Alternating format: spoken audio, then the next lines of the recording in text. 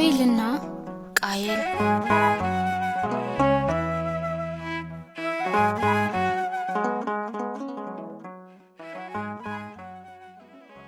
እግዚአብሔር አዳምና ሔዋንን ፈጠረ።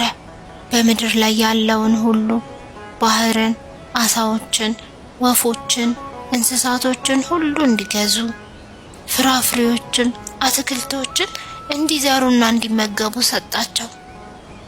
እግዚአብሔር በምስራቅ በኤደን ገነትን ተከለ።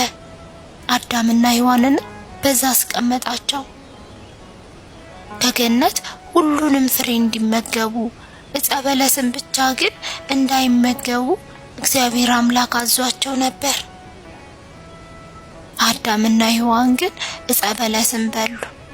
በዚህም ከገነት ተባረሩ። አዳም ወዴት ነው? በእውኑ እንዳትበላ ያዘዝኩህን ዛፍ በላህን? አለው። እግዚአብሔር አምላክ አዳምና ሔዋንን ከኤደን ገነት አስወጣቸው።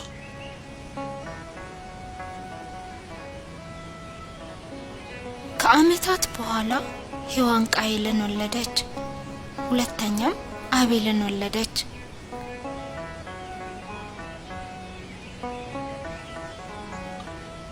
ቃየል ምድርን የሚያርስ ገበሬ ነበር።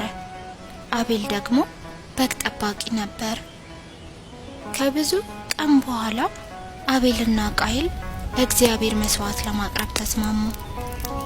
አቤል ከበጎቹ መርጦ ጥሩዋን ያማረችዋንና የሰባችዋን ለእግዚአብሔር መስዋዕት አቀርባለሁ አለ። እኔ የሰባችሁንና ያማረችዋን በግ ለአምላኬ መስዋዕት አድርጋለሁ። እኔም ከዘራሁት ላይ ለአምላኬ መስዋዕትን አቀርባለሁ።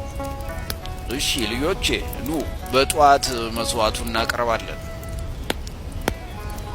የእውነትህን ነው? የሰባችዋን በግ ነው የምታቀርበው? አዎን፣ ለአምላኬ ያማረውንና የተመረጠውን ነው መስዋዕት የማቀርበው። አቤልና ቃየልም መስዋዕታቸውን አቀረቡ። አቤል ያማረችዋንና የተወደደችውን በግ ይዞ መጣ። ቃየል ደግሞ ከዘራው ፍሬ ላይ እስከነ እንክርዳዱ ለመስዋዕት አቀረበ።